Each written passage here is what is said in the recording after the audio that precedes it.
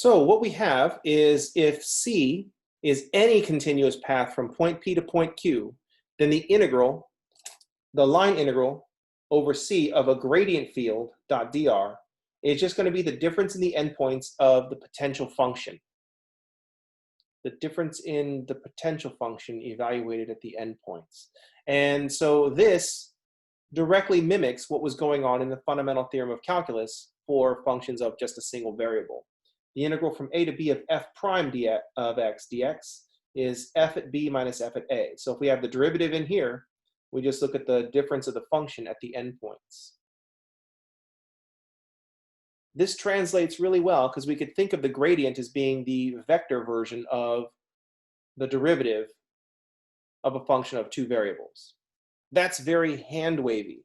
So don't be like putting that in like official documents that you're going to go to court with. Judge usually be like, oh, you're going to need to explain that some more.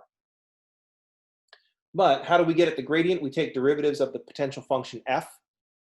And so it makes sense that the fundamental theorem of calculus for line integrals and the fundamental theorem of calculus for functions of a single variable should mirror each other so much. Going back to our example, our vector field was 6xi plus y times j, and we're supposing that this is a gradient field. Actually, I just came out and said this is a gradient field. That's how I came up with this whole thing in the first place. I actually started here. But what that means is that the 6x is the derivative with respect to x of some function, and y is the derivative with respect to y of some function. So if we just integrate each of these terms, then that means our function must be 3x squared to get the 6xi, and then plus a 1/2 y squared to get the y times j. The integral of 6x with respect to x as a function of two variables would be 3x squared plus some function of y.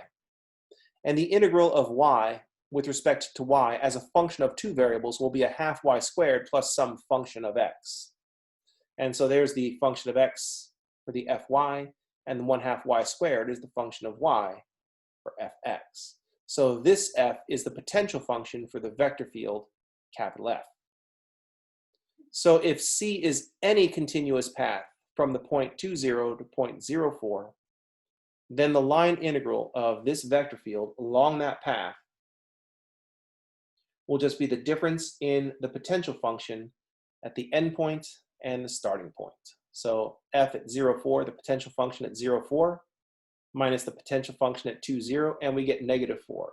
And we did not care how we got from 20 to 04.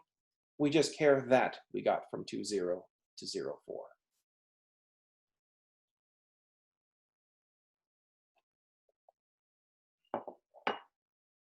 All right, let's pause this quick video here and talk about the next thing.